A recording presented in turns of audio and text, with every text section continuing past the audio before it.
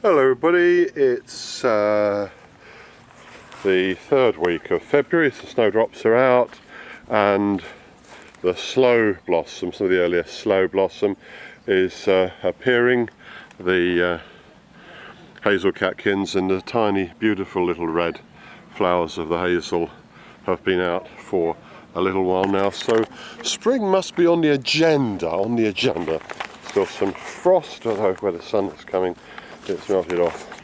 What am I doing today? Oh yes, pruning the pears. This is going to be challenging. Everything's challenging. You just get on with it, don't you? Yeah, just to remind folks, here there are about 33 pear trees grown as pyramids.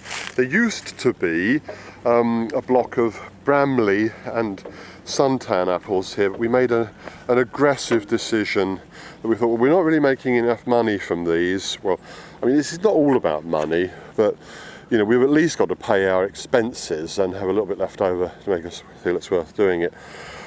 And people kept asking us for pears. We always originally said we wouldn't grow pears because they can be quite fiddly, but then we grew a few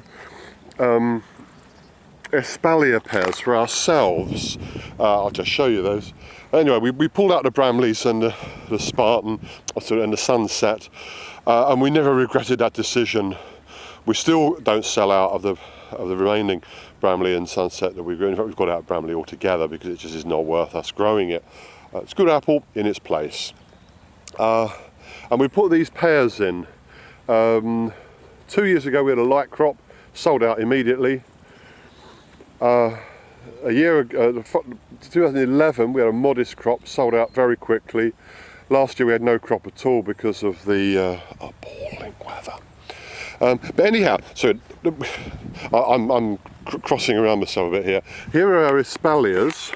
I have filmed these before, but I'll just quickly show you again. I'm going to be pruning these today. They're in a long, thin line. The espalier has often been grown as a sort of decorative thing. You know, as a show-off point in a garden. They do take a certain amount of care, a bit fiddly to manage. However, they can be very efficient indeed as fruit producers. As you can see here, I don't know how well you can see, they're grown in a flat sort of way. You've got an upright, these are not perfect obviously, and you can't see them that well either from this angle. I'll try better from the other side. You've got an upright branch and you've got ideally symmetrical branches coming out to the side.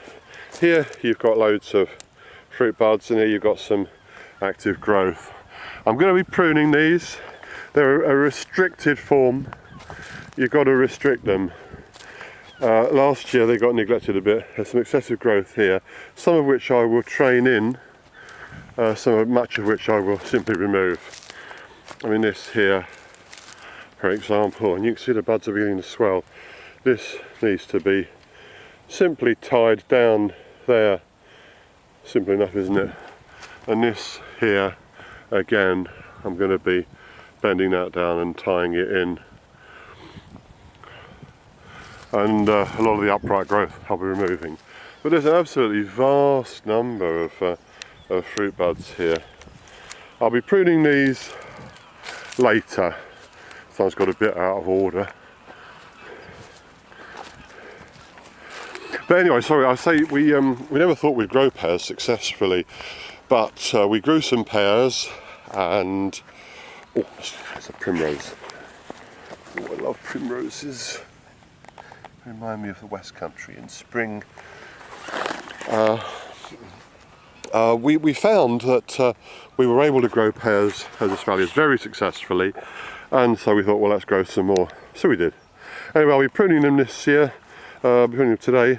A lot of the principles of pruning pears are very similar to those of pruning apples, but they tend to be grown in slightly different shapes. These are espaliers, and these are pyramids. I don't want to get into the pyramid versus dwarf bush argument. The truth is that you can grow apples or pears successfully as pyramids or dwarf bushes. I think pears definitely go better as pyramids.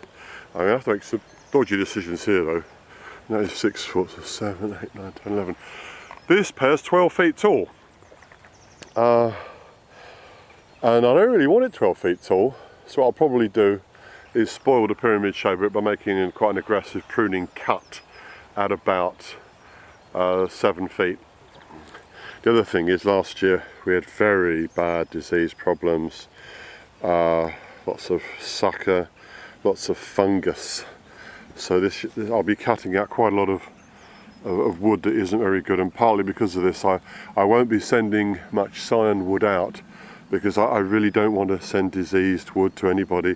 This has produced a lot of pencils, but I wouldn't graft from any of these, they're just not looking healthy. So when I prune these, I'll be pruning them back a bit more aggressively than I would like because there's a lot of diseased wood on them. See how fungus it was last year, honestly. I've never had this before. Fungus growing all over the stakes. Probably a market for that somewhere, but anyway, so better get the old tools out and get some pruning done.